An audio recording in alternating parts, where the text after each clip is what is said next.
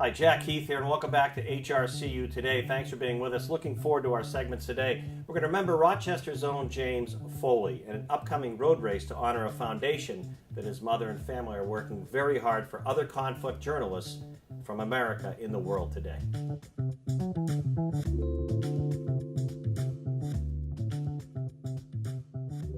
Absolutely delighted to be here with Diane Foley, and we'll talk with Walter Hoerman in a moment about this race. But first, James Foley, Jim to you, James W. Foley Foundation, which is going to benefit from the second annual race coming up in October.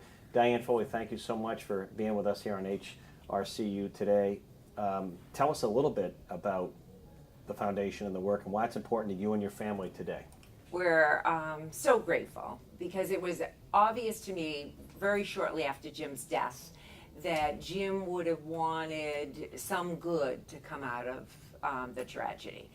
And so we, thanks to a lot of Jim's friends, formed this foundation to advocate for American hostages and also for independent conflict journalists. These days, because of the internet and changes in media, there more and more of our photos and stories from conflict zones come from independent journalists who don't have the safety measures backing, safety portals in place. So our focus is on these courageous Americans who bring us the news. And despite the politics or the conflict or where in the world, that really never used to be the case, where media and journalists were kind of in that safe zone always, but that's not the case. And Jim knew that, and his foundation is hopefully trying to help folks who are trying to get the news objectively out in troubled spots. These days, many Westerners, if they're in certain parts of the world, are truly targeted. And so they go there, be they soldiers, humanitarian workers, journalists, educators, they go there at their own personal risk. Second annual Foley 5K, probably hard to believe, coming up October 15th. Yep. A lot of people from around the world supported this who may not even have were there to run, but you had a lot of people taking part. What do you want people this year? How many? I know you want to get as many people as there as you can. Tell us about it. Again, we formed this to try to help Diane to support the foundation, and this race is somewhat unique. We've split it up into a local 5K, which is one of the best ones in the area, and we had close to 1,000 runners last year, and we're hoping for quite a few more this year.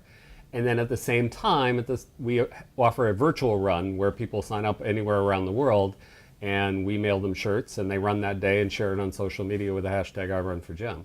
Tell me a little more about how the race came about, how successful it was, how much money was raised, because it is a fundraiser, of course, to support the foundation, and how easy it is to take part. Well, several of us were sitting there watching Diane with her mission and tried to figure out a way where we could help out, and we all came up with the idea of the road race. It was a very successful event last year in that we were 3 times the size of any road race in Rochester in the past, and we raised $70,000, which is incredible for a first-year race. We had 1,000 people locally and 1,000 people running the virtual run all over the world. And if people are not an avid runner, they can walk, run, yes. trot. Yes, we had go lots sideways. of walkers. We had lots of walkers. Take the time. And this year we're adding a kids fun run for the kids who can't do 3 miles. They're just going to do a quarter mile and have fun for the 8 and under group.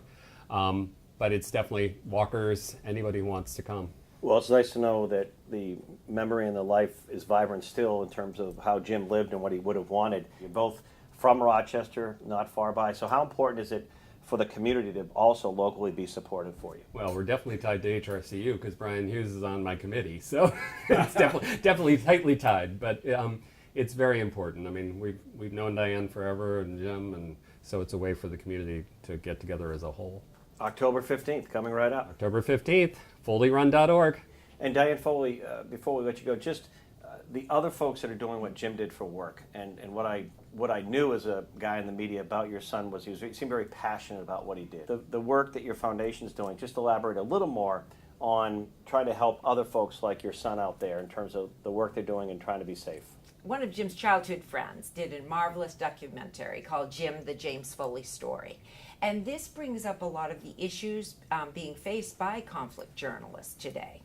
And one of the most recent thing is that we have an educational module that can be used in universities so that young journalist students can now be more proactive and work on knowing how to do risk assessment, making sure they have the correct equipment, courses, and access to safety data.